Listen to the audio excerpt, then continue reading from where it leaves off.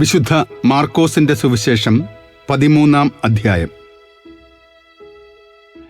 യേശു ദേവാലയത്തിൽ നിന്ന് പുറത്തു വന്നപ്പോൾ ശിഷ്യന്മാരിൽ ഒരുവൻ പറഞ്ഞു, ഗുരോ, നോക്കൂ, എത്ര വലിയ കല്ലുകൾ, എത്ര വിസ്മയകരമായ സൗധങ്ങൾ. അവൻ പറഞ്ഞു, ഈ മഹാസൗധങ്ങൾ നിങ്ങൾ കാണുന്നില്ലേ? എന്നാൽ ഇവയെല്ലാം കല്ലിന്മേൽ കല്ലു ശേഷിക്കാതെ തകർക്കപ്പെടും. അനന്തരം അവൻ ഒലിവുമലയിൽ ദേവാലയത്തിന് അഭിമുഖമായിരിക്കുമ്പോൾ പത്രോസും യാക്കോബും യോഹന്നാനും അന്ത്രയോസും അവനോട് സ്വകാര്യമായി ചോദിച്ചു, ഇത് എന്ന് സംഭവിക്കുമെന്നും ഇവയെല്ലാം പൂർത്തിയാകാൻ തുടങ്ങുമ്പോൾ അടയാളം എന്തായിരിക്കുമെന്നും ഞങ്ങളോട് പറയുക. യേശു അവരോട് പറഞ്ഞു, ആരും നിങ്ങളെ വഴിതെറ്റിക്കാതിരിക്കാൻ സൂക്ഷിച്ചുകൊള്ളുവിൻ. ഞാനാണ് എന്ന് പറഞ്ഞ് പലരും എൻ്റെ നാമത്തിൽ വരും. അവർ അനേകരെ വഴിതെറ്റിക്കും. നിങ്ങൾ യുദ്ധങ്ങളെപ്പറ്റി കേൾക്കും, അവയെപ്പറ്റി കിംവദന്തികളും. അപ്പോൾ നിങ്ങൾ അസ്വസ്ഥരാകരുത്. ഇതെല്ലാം സംഭവിക്കേണ്ടതാണ്, എന്നാൽ അപ്പോഴും അവസാനമായിട്ടില്ല. ജനം ജനത്തിനെതിരായും രാജ്യം രാജ്യത്തിനെതിരായും തലയുയർത്തും. പല സ്ഥലങ്ങളിൽ ഭൂകമ്പങ്ങളും ക്ഷാമങ്ങളും ഉണ്ടാകും. ഇതെല്ലാം ഈറ്റുനോവിൻ്റെ ആരംഭം മാത്രം. നിങ്ങൾ ജാഗരൂകരായിരിക്കുവിൻ. അവർ നിങ്ങളെ ന്യായാധിപ സംഘങ്ങൾക്ക് ഏൽപ്പിച്ചു കൊടുക്കും. സിനഗോഗുകളിൽ വച്ച് നിങ്ങളെ പ്രഹരിക്കും. ദേശാധിപതികളുടെയും രാജാക്കന്മാരുടെയും മുമ്പാകെ എനിക്കു സാക്ഷ്യം നൽകാൻ നിങ്ങൾ നിൽക്കും. എന്നാൽ ആദ്യം എല്ലാ ജനതകളോടും സുവിശേഷം പ്രസംഗിക്കപ്പെടേണ്ടിയിരിക്കുന്നു. അവർ നിങ്ങളെ ഏൽപ്പിച്ചു കൊടുക്കാൻ കൊണ്ടുപോകുമ്പോൾ എന്തു പറയണം എന്ന് വിചാരിച്ച് ഉത്കണ്ഠാകുലരാകേണ്ട. ആ സമയത്ത് നിങ്ങൾക്ക് ലഭിക്കുന്നതെന്തോ അത് സംസാരിക്കുവിൻ. നിങ്ങളല്ല, പരിശുദ്ധാത്മാവായിരിക്കും സംസാരിക്കുക. സഹോദരൻ സഹോദരനെയും പിതാവ് പുത്രനെയും മരണത്തിന് ഏൽപ്പിച്ചു കൊടുക്കും. മക്കൾ മാതാപിതാക്കന്മാരെ എതിർക്കുകയും അവരെ വധിക്കുകയും ചെയ്യും. എൻ്റെ നാമത്തെ പ്രതി നിങ്ങളെ എല്ലാവരും ദ്വേഷിക്കും. അവസാനം വരെ സഹിച്ചു നിൽക്കുന്നവൻ രക്ഷ പ്രാപിക്കും.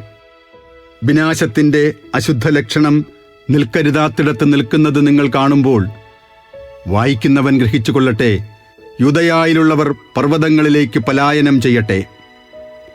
പുരമുകളിലായിരിക്കുന്നവൻ താഴെ ഇറങ്ങുകയോ വീട്ടിൽ നിന്ന് എന്തെങ്കിലും എടുക്കാൻ അകത്ത് പ്രവേശിക്കുകയോ അരുത്. വയലിലായിരിക്കുന്നവൻ മേലങ്കി എടുക്കാൻ പിന്തിരിയരുത്.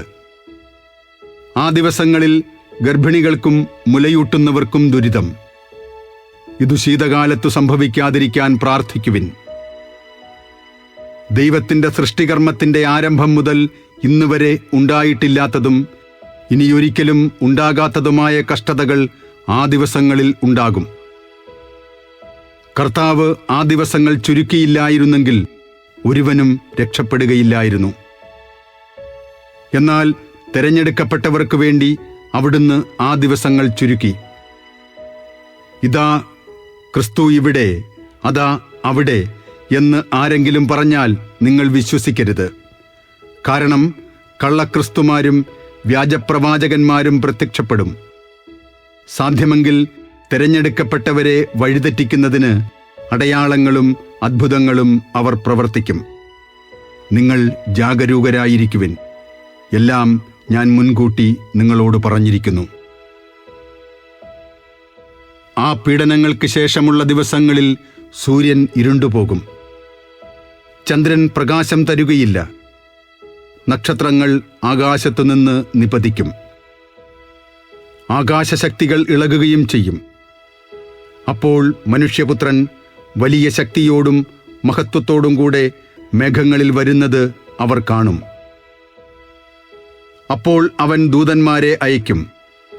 അവർ ഭൂമിയുടെ അതിർത്തികൾ മുതൽ ആകാശത്തിൻ്റെ അതിർത്തികൾ വരെ 4 ദിക്കുകളിലും നിന്ന് അവൻ്റെ തെരഞ്ഞെടുക്കപ്പെട്ടവരെ ഒരുമിച്ച് കൂട്ടും. അത്തിമരത്തിൽ നിന്ന് പഠിക്കുവിൻ.